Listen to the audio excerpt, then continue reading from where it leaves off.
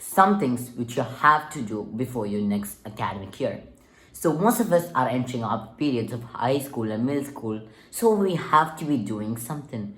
Like our academic comeback should be really important, and there are some must stuff which you have to do. Yeah, really must stuff which you have to do before you enter your new school year. Your new school year is going to be a new beginning of your life.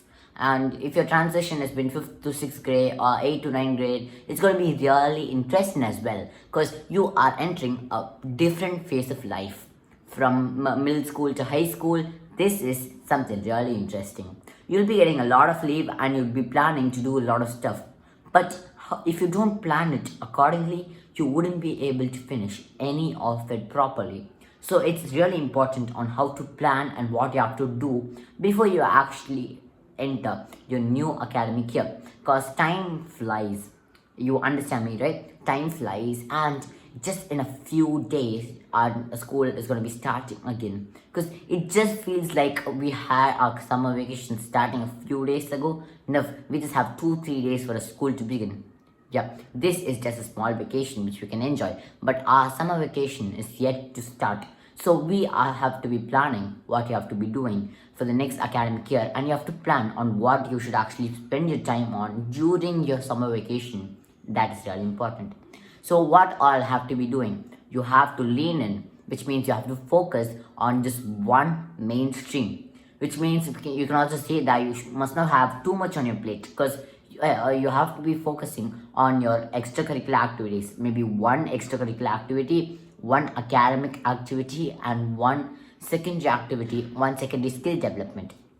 So these are the three things which you have to segregate your time between, and you have to give importance for all three of them. It doesn't mean that education is the must and extracurricular activity is the must. You have to be focusing and giving some time on what you should be doing for all three of them.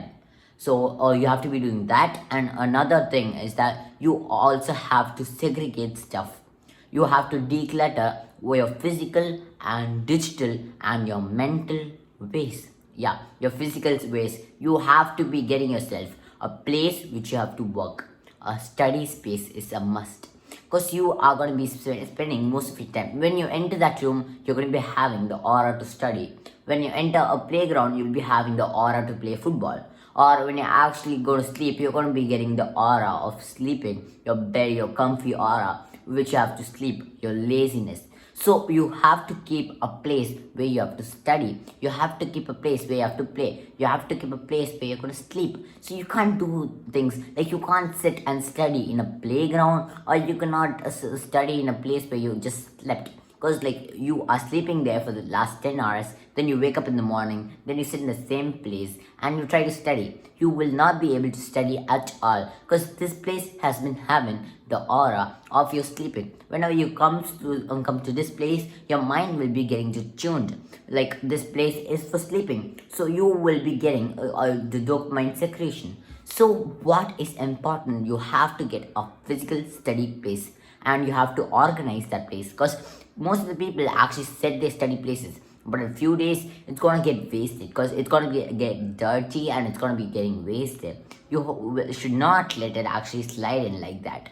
You have to be getting that to be segregated and organized. That is very important. And your mental waste, like you have to declutter your mind, you have to segregate your stuff, and you have to focus on what is important and not on everything. You have to focus on even on one particular field. You have to be giving 100% on that particular field, and you have to get out of the waste out of your mind and focus on only the stuff which you actually need. So physical, mental, done. Now we are going to be looking at digital. As we are in the digital era, you have to be actually reducing the time you actually spend on social media. Like you cannot do that totally, like from 1 hour to 5 to 10 minutes. That'll be impossible, because you're just going to snooze the timer every single time. So what are we going to be doing? If it is 1 hour of your use every single day, then reduce it to 45 minutes, then 30 minutes, then 15 minutes, and that's how you actually do it. You cannot do it from here to here. That will be hard. So this is how you actually segregate and declutter your physical, mental, and digital waste. So I hope you'll meet you all tomorrow. New video. Until then, bye bye. See you later.